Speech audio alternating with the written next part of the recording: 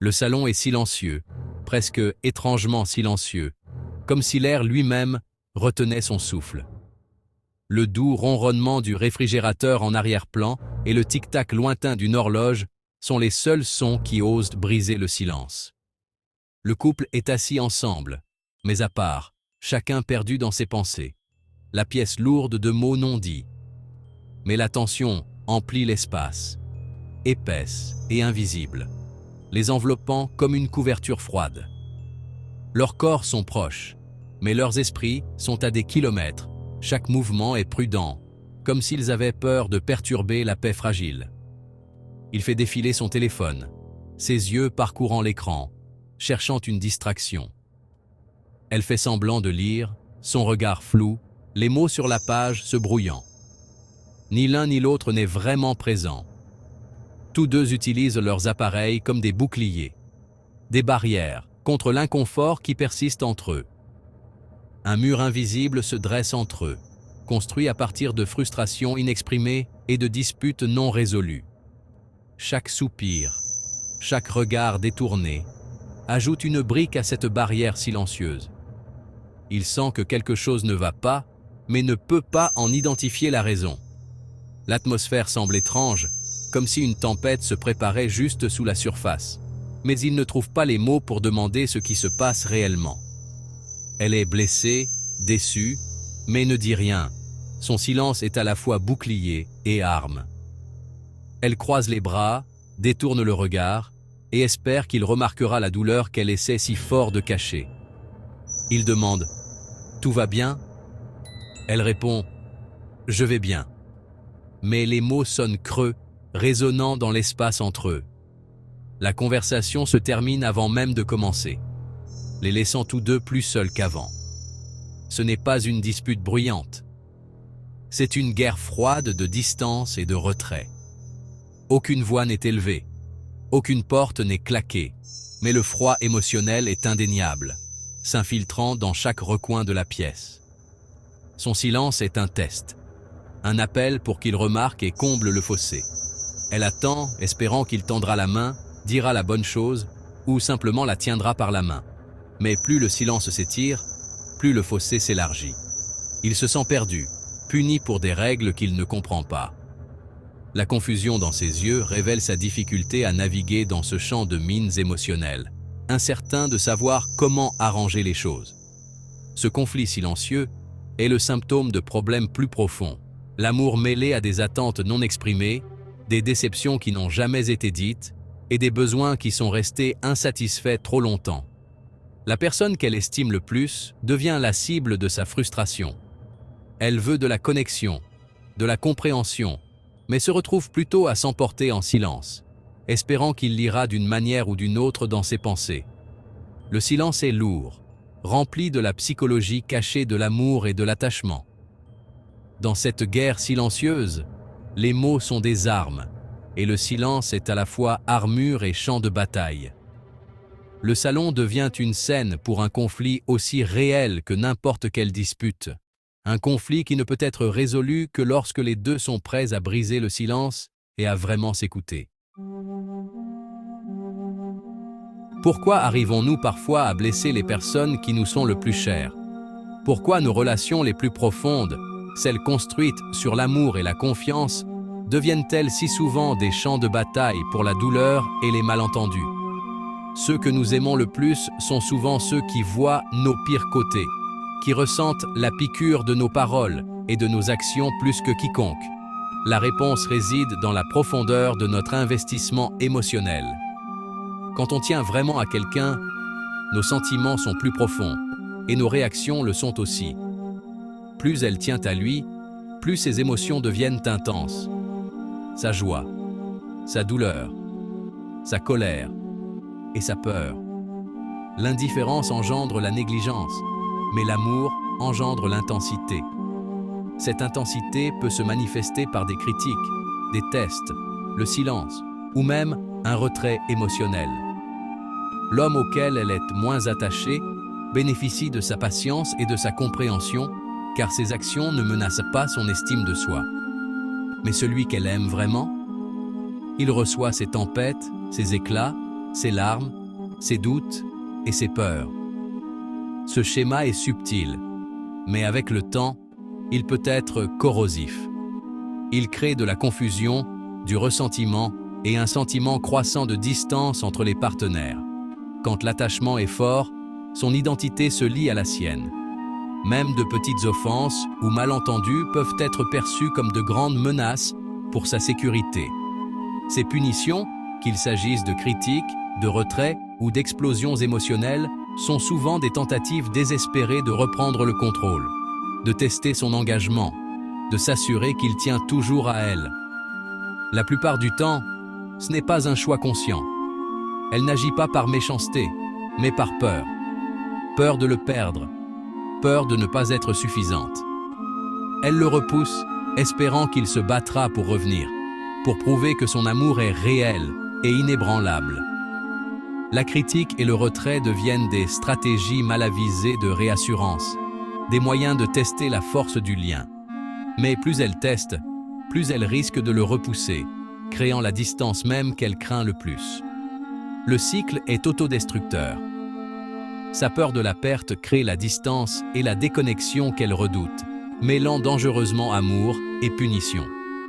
En fin de compte, le paradoxe de la punition et de l'amour est que notre besoin le plus profond de connexion peut parfois nous pousser à agir de manière à menacer le lien même que nous chérissons.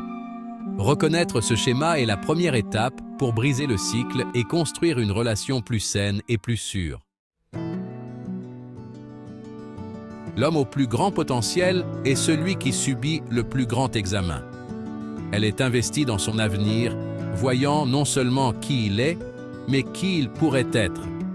Son amour devient un projet. Elle le peaufine, le critique, le pousse. Elle croit que sa pression est la preuve de sa confiance en lui. Mais il se sent jugé, jamais assez bien tel qu'il est. Son « aide » ressemble à un amour conditionnel, alimentant son insécurité. Il se demande si elle l'aime ou juste l'idée qu'elle se fait de lui. La pression de changer est épuisante. Elle engendre du ressentiment. Elle se sent sous-estimée. Il se sent inadéquat. Le potentiel même qu'elle admire devient un champ de bataille. Tous deux aspirent à l'acceptation, mais les enjeux rendent l'amour risqué. Des attentes élevées créent un risque élevé de chagrin. Elle traite deux hommes différemment, l'homme lambda et celui qu'elle désire vraiment. Son cœur est partagé, ses actions le reflet de ses sentiments. Avec l'homme lambda, les erreurs sont accueillies avec patience. Son investissement émotionnel est faible. Elle écoute, hoche la tête et laisse passer les choses, sachant que son cœur n'y est pas complètement. Ses défauts ne bouleversent pas son monde. Elle est détendue, indulgente. Elle peut rire de ses manies, les voyant comme attachantes plutôt qu'irritantes.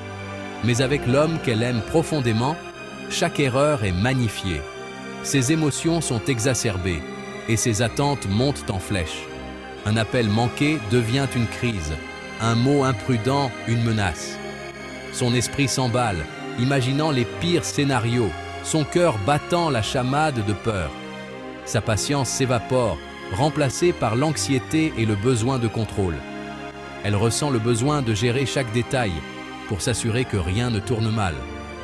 Plus elle tient à lui, plus ses réactions sont dures. Son amour, intense et dévorant, devient une arme à double tranchant. L'homme qu'elle aime le plus est celui qu'elle punit le plus. Sa peur de le perdre la pousse à le repousser. Un paradoxe auquel elle ne peut échapper. Elle teste sa résilience, sa poursuite, son engagement. Chaque test est un appel à l'assurance, un espoir qu'il prouvera son amour. Ironiquement, les qualités qui l'attirent, sa force, son indépendance, le rendent moins enclin à tolérer le drame. Il valorise la paix et la stabilité, cherchant une partenaire qui complète son calme. L'homme qu'elle désire le plus est celui qu'elle risque de repousser. Ses actions, dictées par la peur, créent la distance même qu'elle redoute. Son profond attachement déclenche les comportements mêmes qui menacent la relation. Elle s'accroche plus fort, espérant le retenir, tout en le sentant s'éloigner. Le cycle se répète, éloignant celui qu'elle craint de perdre.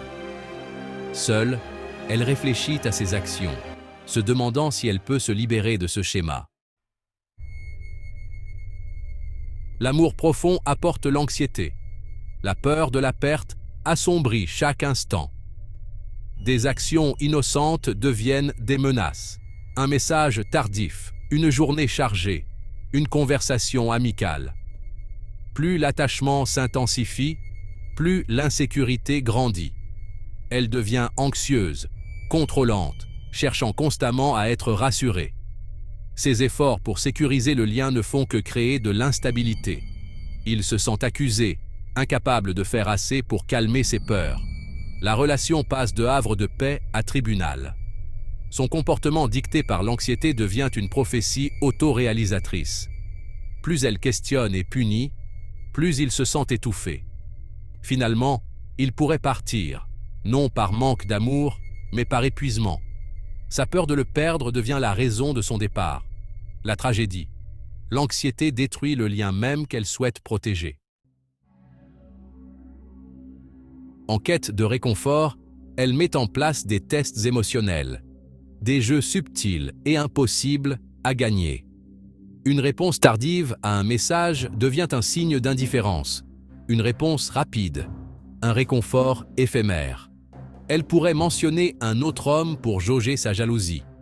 Trop, il est possessif. Pas assez, il est indifférent. Il est pris au piège. Chaque réponse est la mauvaise. Ces tests engendrent stress et confusion, érodant la confiance.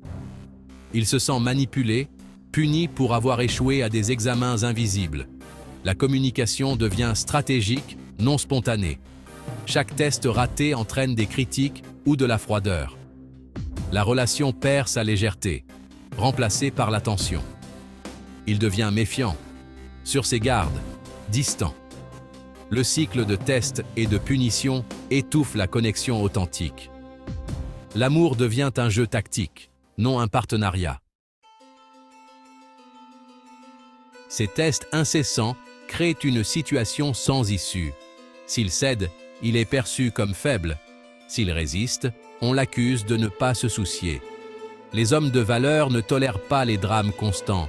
Ils veulent une partenaire, pas un projet. Quand l'amour devient un champ de bataille, il s'en ira. Sa stratégie pour le garder près d'elle le pousse vers la sortie. Un homme sûr de lui cherche une femme sûre d'elle, pas une qui a besoin de preuves constantes. Son insécurité devient un repoussoir, signalant un manque de confiance. Le cycle est tragique. Sa peur de la perte le fait fuir, confirmant ses pires craintes. La seule issue pour un homme qui se respecte est de quitter ce jeu sans fin. Les réseaux sociaux et les divertissements déforment notre vision de l'amour. Nous voyons des moments forts, de grands gestes, des instants parfaits, alors que les vraies relations sont plus discrètes. Elle compare sa réalité à ses fantasmes et la trouve insuffisante. Les gestes d'amour quotidiens sont dévalorisés. Seuls les gestes dramatiques semblent compter. La déception grandit, menant à la critique et à la punition. Il a l'impression de ne pas pouvoir rivaliser avec des standards fictifs. La pression de la performance est épuisante et inauthentique.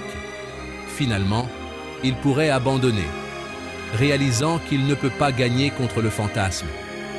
La relation en souffre, victime d'attentes irréalistes. L'amour authentique est perdu dans l'ombre du miroir médiatique. Il y a de l'espoir. L'amour n'a pas à être un champ de bataille. La voie à suivre est la confiance, la gratitude et la sérénité, pas le contrôle ou les épreuves. Elle doit reconnaître son anxiété comme le véritable ennemi, pas son partenaire. La confiance est un choix actif. Croyez en son amour, même quand le doute murmure. La gratitude déplace l'attention de ce qui manque vers ce qui est présent. Appréciez les petits gestes d'amour constant. Ils sont la véritable fondation. Quand ils se sentent appréciés, ils donnent plus, non pas par la critique, mais par la reconnaissance. La gratitude crée un cycle positif. L'amour grandit dans la sécurité, pas dans la peur. Une relation saine est un havre de paix, pas une tempête. Les conflits arriveront, mais la paix et le respect devraient être la base. La vulnérabilité signifie une communication honnête, et non des tests impossibles. Le choix vous appartient, punir ou inspirer, tester ou faire confiance. L'amour durable est bâti sur la confiance et la gratitude. Choisissez judicieusement.